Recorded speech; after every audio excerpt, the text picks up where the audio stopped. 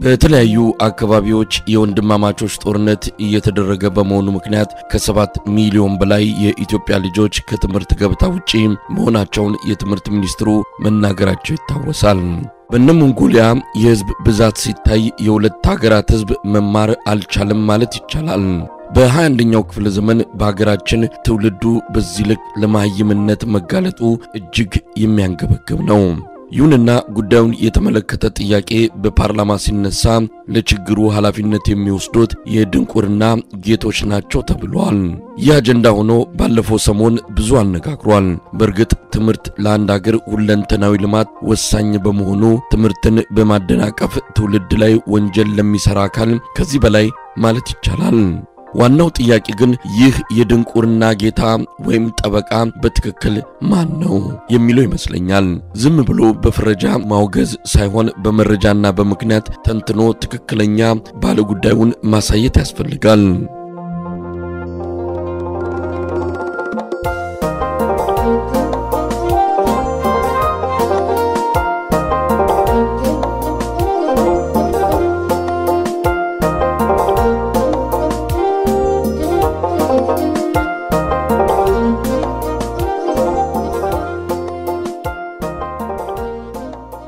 በስራና በቁማር የተጠለፈው ለውጥ የመጣው በህዝብ ልጆች ትግል መሆኑ ይታወሳል።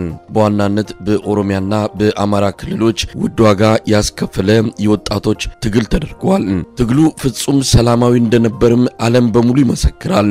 ለመሆኑ ያኔ ባዶ እጁን ሆኖ በሰላም በመታገል ለውጥ ያመጣው ወጣት ዛሬ ለምን ታጥቆ ጫካ ይገባል? ወጣቱ ያው ቢሆንም በለውጡ የተቀየረው የመንግስት አመራር አይደል? ከለውጡ በኋላስ በሰላማዊ ሰልፍ ሲነሱ የነበሩ ጥያቄዎችን ተራ ጩኸት በማለት ሲያጣጥል የነበረው ማን ነው? ለጦርነት ድጋፍ ሰልፍ በተደረገበት መስቀል አደባባይ ጦርነትን ለመቃወም ሰላማዊ ሰልፍ የጠሩ ሰዎች ታፍነው አዋሽ አርባ እንዲሰቃዩስ ያደረገው ማን ነበረ? አርቲስት ታሪኩ ዲሽታጌና ሰላም ይሻላል በማለቱ ያሸማቀቀውና መከላከያ ሰራዊቱን በተኛበት አርዷል ያለውን አካል በመሸለም ሰላም ያለውን ገፍቶ ጠመንጃ የታጠቀውን ያቀፈው ከሰላም ይልቅ ጦርነትን እንደሚወድ ያሳየውስ ማን ይሆን? በኦሮሚያና በአማራ ክልል ወንድማማቾችን እያባላና የሀገርን ሀብት እየበላ የቀጠለው ጦርነት ይቆም ዘንድ ችግሮች በውይይት እንዲፈቱ መጠየቄ ወንጀል ሆኖ ከህግ ውጭ መታፈኔ ሳያንስ የ3 ዓመት ህፃን ልጄ ሞት ተፈርዶበት ለአውሬ የተወረወረው በማን ነበረ?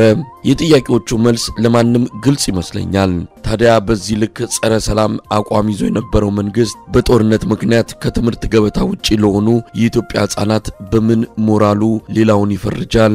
ደግሞም ማንም በህዝብ ላይ ወንጀል እንዳይፈጽም መከላከልና የዜጎችን በሰላም የመኖርና የመማር ነጻነት የማስከበር ኃላፊነት የመንግስት መሆኑ ይታወቃል። መንግስት ኃላፊነቱን መወጣት ካልቻለ ስልጣን መልቀቅ ይኖርበታል እንጂ ሌሎችን እየፈረጀ መቀለድ እንዴት ትክክል ይሆናል? ይህ በትውልድ ላይ የተፈጸመው አደገኛ ወንጀል በድንቁርና ጌትነት የሚያስፈርጅ ከሆነ ፍረጃው በዋናነት መንግስት ራሱን ይመለከታል።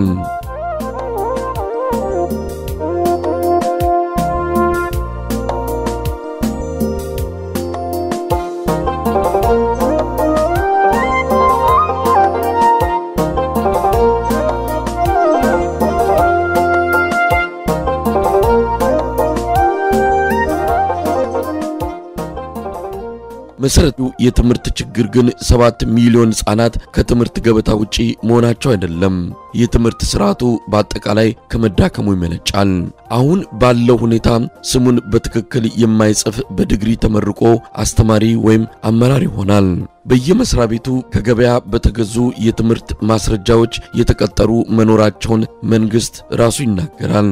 አንዳንዶችም በፎርጅድ ማስረጃ ማስተርስና ዶክተሬት መድረሳቸው ይነሳል። የትምህርት ስርዓቱ በመሞቱ ከትምህርት ውጪ የሆነው ብቻ ሳይሆን በትምህርት ገበታ ላይ ያለው ትውልድም እየመከነ ይገኛል። የትምህርት ሚኒስትሩ ፕሮፌሰር ብርሃኑ ነጋ ይህን ችግር በፈተና ለማስተካከል ሲደክሙ ይታያል። ኩረጃን ለማስቀረት ለ12ኛ ክፍል ተማሪዎች ከአካባቢ በማራቅ በየዩኒቨርሲቲዎቹ ፈተና እየሰጡ ከ2 እስከ 5 በመቶ ብቻ አሳልፈዋል። ከጠቅላላው ቢያንስ 95 በመቶ መውደቁን መመልከት ይቻላል። ትርጉሙም ግልጽ ይመስለኛል። በሂደቱም ተማሪዎች እስከ ሞት ለደረሰ አደጋ ተጋልጠዋል። ቁልፉ ችግር ግን ከኩረጃ ሳይሆን ከመምህሩ ሕይወት ጋር በቀጥታ ይተሳሰራል። የመምህራን ሕይወት ሳይሻሻል ትምህርት እንደማይሻሻል ሊሰመርበት ይገባል። የትምህርት ሐዋርያን ባይ ሁሉ ራሱን ከመምህራን ሕይወትና ሞራል አንጻር መመዘን ይኖርበታል። የኑሮና የሞራል ሁኔታ እጅግ በሚያሳዝን ደረጃ ተዳክሟል። ይህን በትክክል ለመረዳት ከሁለት አቅጣጫ መፈተሽ ያስፈልጋል። አንደኛው ትላንትን ከዛሬ ማስተያየት ነው። በአፄ ኃይለ ሥላሴ ዘመን መምህራን የተመቻቸ ኑሮና ከፍተኛ ክብር ነበራቸው። በዚያ ልክ ትምህርትም ጥራትና ውጤት ነበረው። ያኔ 4ኛ ክፍል የተማረ ከዛሬ አንዳንድ የዲግሪ ተማሪዎች ይልቃል። በደርግ ዘመንም ቢሆን የመምህራን ሕይወትና የትምህርት ጥራት እምብዛም አልተጎዳም። እስኪ የደርግ ዘመንን ከዛሬ ጋር እናነጻጽር። በ1980 ትምህርት በጀመርኩ ጊዜ የአንድ ባለ ዲግሪ መምህር ደሞዝ 500 ብር ገደማ መሆኑ ይታወሰኛል። ዛሬ በአማካይ አንድ ልምድ ያለው ባለ ዲግሪ መምህር 10 ሺህ ብር ያገኛል። በግርድፉ ሲታይ የመምህራን ደሞዝ የተሻለ ይመስላል። ይሁንና ገንዘብ ቁጥር ሳይሆን የመግዛት አቅም መሆኑ ሊታወቅ ይገባል። በወቅቱ 500 ብር 2 ሰንጋዎችን ወይም 18 የፍየል ሙክቶችን ወይም 20 ኩንታል ጤፍ መግዛት ይችል ነበር። ዛሬ ግን አንድ ሰንጋ ቢያንስ 200 ሺህ ብር፣ አንድ ሙክት ቢያንስ 25 ሺህ ብርና አንድ ኩንታል ጤፍ 15 ሺህ ብር መሆኑ ይታወቃል። ለዚህ የ1980 ዓመተ ምህረት 500 ብር ከዛሬ አንጻር 400 ሺህ ብር ከሰንጋ አኳያ፣ 450 ሺህ ብር ከሙክት አኳያና 300 ሺህ ብር ከጤፍ አኳያ ማለት ነው። ትንሹን የጤፍ ተመን ብንወስድ ከዛሬ ገበያ አንጻር የአንድ ባለ ዲግሪ መምህር ደሞዝ ቢያንስ 300 ሺህ ብር መሆን ነበረበት። በተግባር ከሚከፈለው 10 ሺህ ብር ጋር ሲመዘን መምህሩ በወር 290 ሺህ ብር በመንግስት መነጠቁን የሚያሳይ ነው። በአመት ሲሰላ ደግሞ ነጠቃው 3 ሚሊዮን 480 ሺህ ብር ይሆናል ማለት ነው። በአንድ ወር ደሞዙ ከ35 ዓመት በፊት 20 ኩንታል ወይም ከ7 ዓመት በፊት 3 ኩንታል ጤፍ ይገዛ የነበረው መምህር ዛሬ በወር ደሞዙ 1 ኩንታል ጤፍ መግዛት አይችልም። የኢትዮጵያ መምህራን ቤትና መኪና መግዛት ያልቻሉት ስለሰነፉ ሳይሆን በዚህ መልክ ስለተበዘበዙ ይመስለኛል።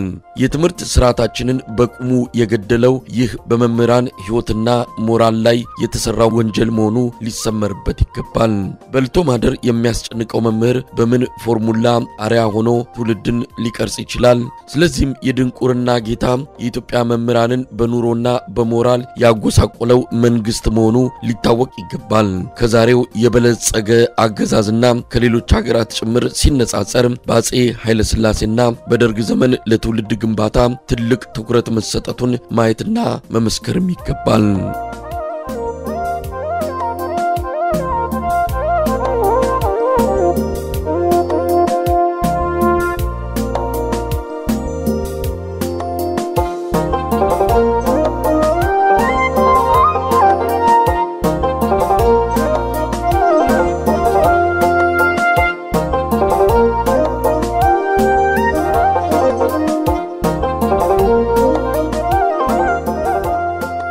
ሁለተኛው ንጽጽር የኢትዮጵያን ከሌሎች ጋር ማስተያየትን ይመለከታል።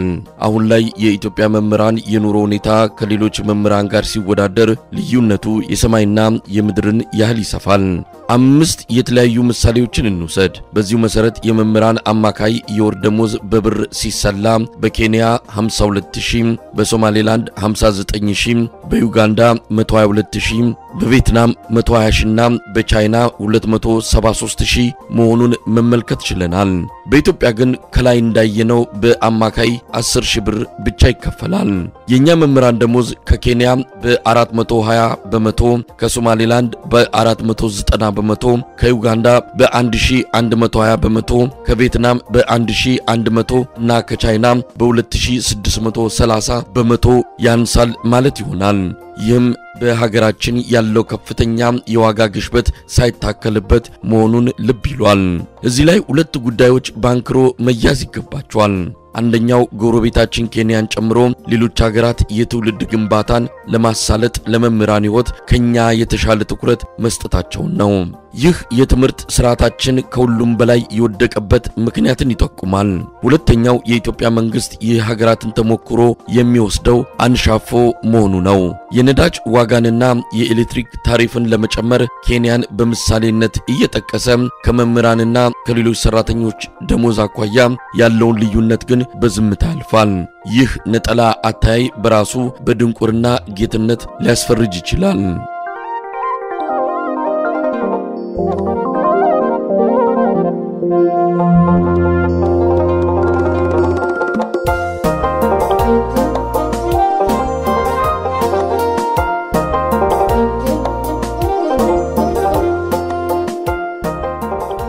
ከብልጽግና ደሴት ኗሪዎች ሰፈር የቀጣይ ትውልድ ግንባታ የሚለው ዲስኩር በተደጋጋሚ ይሰማል። በተግባር ግን ትውልድን የሚያመክን አደገኛ ነገር ይፈጽማል። ባጭሩ የሚናገሩትና የሚሰሩት ይጋጫል። የመምህራንን ሕይወትና ሞራል በዓለም ታይቶ በማይታወቅ ሁኔታ እያደቀቁ ትውልድ በማንና እንዴት ሊገነባ ይችላል እንዲሁ በከንቱ ይቀለዳል። በእርግጥ የትምህርት ጉዳይ በመምህራን ብቻ አይወሰንም፣ ከሌሎች ሙያተኞች ሕይወት ጋርም ይያያዛል። ዛሬ ለ19 ዓመታት የተማረ የሕክምና ዶክተር ለመኖር ሲቸገርና ራሱን ለማሳከም ሲለምን ይታያል። የመብት ጥያቄ ቢያነሳም የሚሰማው ጠፍቷል። የቢሮ ሰራተኛ፣ የዳኛ፣ የፋብሪካ ሰራተኛ፣ የባንክ፣ የጋዜጠኛና የአቃቤ ሕግ ሕይወትም ከዚሁ ጋር የሚመሳሰል ነው። ያልሰረቀ ሙያተኛ ሁሉ በልቶ ለማደርና የቤት ኪራይ ለመክፈል አቅም ያንሰዋል። ፖሊስን ጨምሮ የመለዮ ለባሹ ችግር ደግሞ ከዚህ ይብሳል። አዲሱን ምልምሉን እንተወውና ለ20ና ለ30 ዓመታት ያለ ረፍት ደሙን ሰጥቶ ቀንና ሌሊት ያገለገለ ንጹህ ኮማንደር ወይም ኮሎኔል ልጆቹን ለመመገብና ለማልበስ ይጨነቃል። በቅርቡ አንድ ኢንስፔክተር ቁርስ የማትገዛ 200 ብር ጉቦ መቀበሉ የችግሩን ክብደት ያሳያል።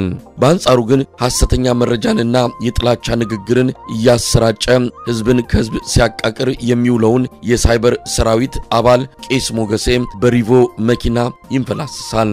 ዕውቀትና አገልግሎት ተንቆ የውሸት ውዳሴ በሚሊዮኖች ይገዛል። ስሙን መጻፍ የማይችል ተራ ደላላም አታሎና አጭበርብሮ ቢሊዮነር ሆኗል። የአገር ሀብት በጥቂት ሌባ ባለስልጣናት በመሬት ደላላና በአደርባይ አጨብጫቢ እጅ ገብቷል። እሴት ፈጣሪ ትክክለኛ ነጋዴም ከገበያ ተገፍቷል። ከሁሉም በላይ ደግሞ በስርዓቱ የተበዘበዙ መምህራን መኪና መግዛት የማይችል ድሃ ተብለው ሲናቁ ሰምተናል። ታዲያ ይህን የሚመለከት ትውልድ በምን ተአምር ለትምህርት ትኩረትና ክብር ይሰጣል? የትምህርት ጥራትና የሥርዓት ግንባታስ እንዴት ይታሰባል? የድንቁርና ጌትነት እዚህም አካባቢ በግልጽ ይንጸባረቃል።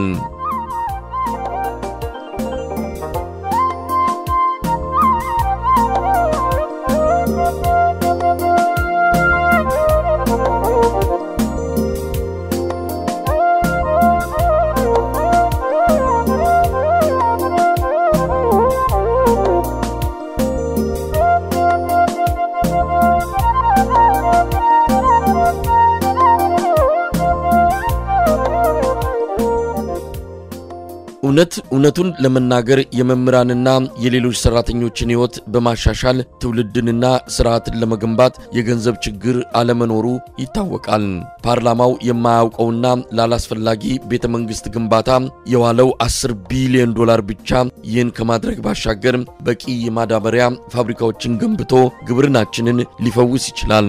በሪዞርት በፓርክና በኮሪደር ስም የሚባክነው ሀብትም ከዚሁ ጋር መቀራረቡ ይገመታል። ትንሽ የሚያስብ ቢኖር ከሪዞርት ከፓርክ ከኮሪደርና ከቤተ መንግስት ግንባታ በፊት የሥርዓትና የትውልድ ግንባታ እንደሚቀድም ይረዳል። በተቃራኒው ግን ይህ ቅደም ተከተል መዛባት የተቸ በሐሳብ አልባነት ይከሰሳል። እጅግ ያሳዝናል። በነገራችን ላይ በስልጣን ዘመን የት ነበርክ የሚል ሊኖር ይችላል። ባጭሩ ማብራራት ይኖርብኛል። ሌብነትን ለመቆጣጠርና አገልግሎትን ለማሻሻል ይረዳ ዘንድ የመንግስት ሰራተኛው ደሞዝ በበቂ መጠን ሊሻሻል እንደሚገባ ከ2011 ጀምሮ በየመድረኩ ሳነሳ ቆይቻለሁ። አንድ ወቅት የትምህርት ሚኒስትሩ ብርሃኑ ነጋ በተገኙበት ሂልተን በተካሄደ መድረክ ላይ የትምህርት ጥራት ሊሻሻል የሚችለው በፈተና ሳይሆን የመምህሩን ኑሮና ሞራል በመቀየር እንደሆነ ምክር ሰጥቻለሁ። ግንቦት 2015 ዓ.ም ደግሞ መለዮ ለባሹ ለሀገር ሰላምና ሉዓላዊነት ዋስትና በሚሆን መንገድ ገለልተኛና ጠንካራ ይሆን ዘንድ ደሞዙና ክብሩ መሻሻል እንዳለበት በብልጽግና ማዕከላዊ ኮሚቴ ስብሰባ ላይ በግልጽ ጠይቄያለሁ። ከሪዞርትና ከፓርክ በፊትም የማዳበሪያ ፋብሪካ ይቅደም ብያለሁ። ጥቅምት 2016 ዓ.ም ስካይላይት በተደገሰ ስብሰባ የፍትህ ስርዓቱን ለማሻሻል የሚረዳው ዳኛ አቃቤ ሕግና ፖሊስ ሌባ ነው ማለት ሳይሆን ለሴክተሩ ብቁ ባለሙያዎችን መመደብና በቂ ደሞዝ መክፈል መሆኑን ተናግሬያለሁ። የሚሰማ ግን አልነበረም። ችግሩ ሐሳብን እንኳን የማይረዱ አሳቢዎች ይመስለኛል። ታዲያ አሁን ማንን የድንቁርና ጌታ ወይም ጠበቃ እንበል? እንደ ህዝብና እንደ ሀገር ከባድ አደጋ ላይ መሆናችን ግልጽ ይመስለኛል። በፖለቲካ ቁማር ላለመበላት ለጋራ ህልውና ተባብሮ በአንድነት መስራት የውዴታ ግዴታ ይሆናል። ሰላም ዋሉ። ታዬ ደንደአ